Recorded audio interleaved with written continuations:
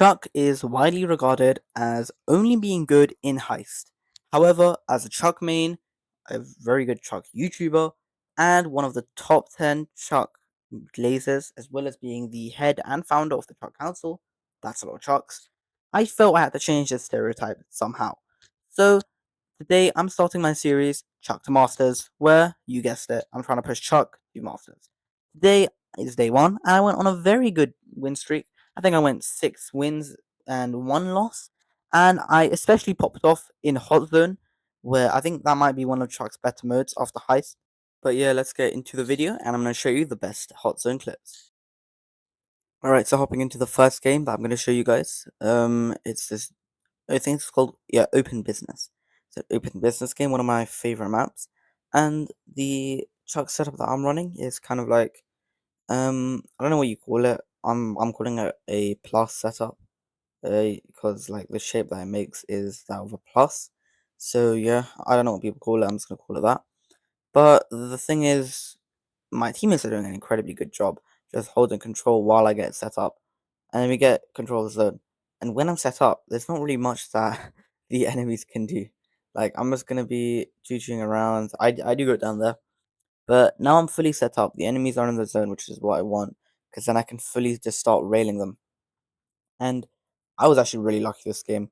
Because the only wall break that they had was Chester bombs, and I really didn't want wall break because that would ruin my comp. But Chester, I don't think he ever got his bomb. Like, I think the only time he got his bomb is when it was a hypercharge, and when you get a hypercharge, the bomb is guaranteed.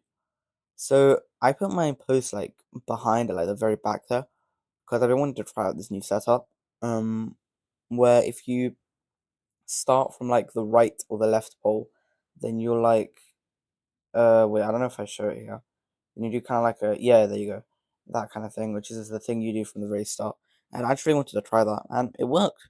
So yeah, that's probably the setup I'm going to be using from now on.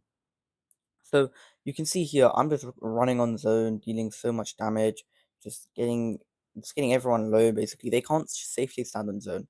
They only have like 2 spots in which they can stand on zone safely, and those are blocked by walls, so they can't. So even if they stand there, they're still gonna get clipped by my Drain, or Lou and Hank are gonna have a free hit on them because they're gonna have to stay completely still.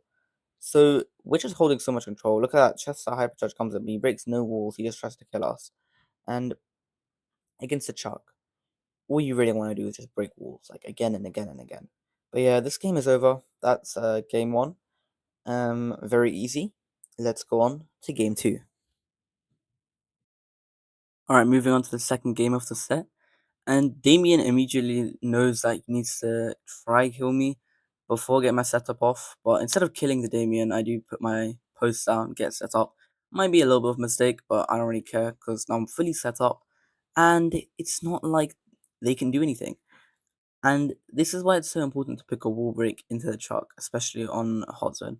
Because if you don't, Chuck's just gonna get set up and you're gonna be cooked by all the walls. You see Damien hopping in there with low HP, so I just kill him, and we're just holding control. We're just sitting here.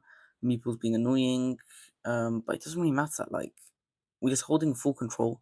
They can't do anything. Damien can't push in on us. Lou's going kind of crazy right now by just hitting a nice little hyper super. And yeah, we're just holding control. And Chuck's proving his true might by just sitting on zone. Look at that juicy double tap right there. Like, and Chester does snipe me, but it's all good, you feel me? Like, basically, they can't do anything in hot zone because I'm just controlling the entirety of the zone. Like, look at that. If they go anywhere near the zone, they get hit with 3,500 damage from my super. And yeah, that's just game. And of course, we had to acquire some adequate results. Of course, that little 10 and 4, cheeky little 10 and 4. And yeah, I'll see you guys in the next set. Alright, so moving on to the next set, and it's in Dueling Beetles, and we're running basically the exact same setup. The setup is still pretty good in Dueling Beetles.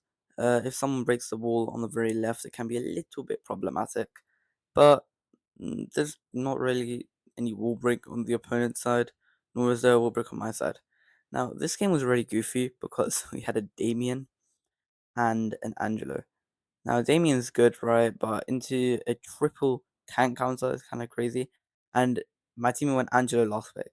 As the Chuck, I can't really complain about Angelo last pick. Like, I can't complain about anyone. Like the amount of throwers I've had on my trucks from Master Series is crazy. Like I've had people just sitting in the corner going AFK until I actually like get triple kills and stuff and prove that I'm not trolling.